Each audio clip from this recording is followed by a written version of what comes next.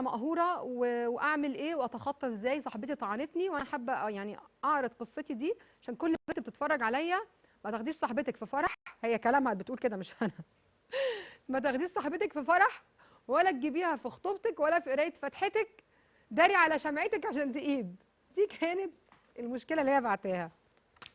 طيب انا عايزه اتكلم في نقطه معينه، ورسالتي لكل بنت بتتفرج على الحلقه دي النهارده: شوفي يا بنت الناس، والله لو مهما اتشقلبتي مهما عملتي ايه في الدنيا دي كلها عشان ترتبطي، الارتباط مش بالطريقه دي.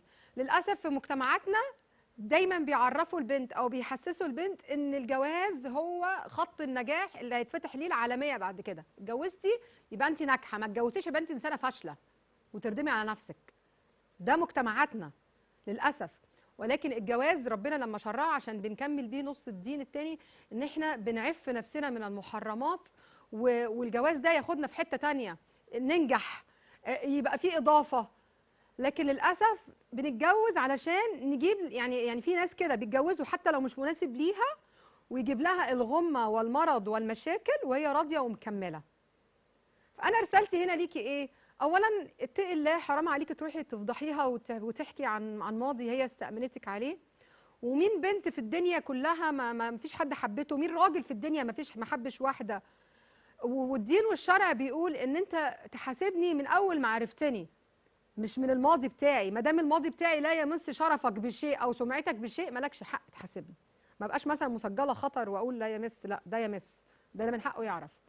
لكن انا واحده محترمه، كنت مخطوبه، كنت مرتبطه بواحد، ما حصلش نصيب، مش من حقك تعرف. لو قلت لك اقول لك كنت مرتبطه وفركشت، ما تسالنيش في تفاصيل.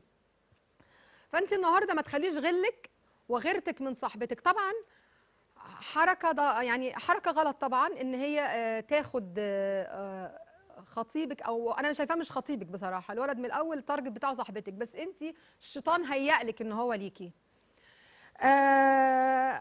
يعني انا مش عارفه اقول لك ايه بصراحه.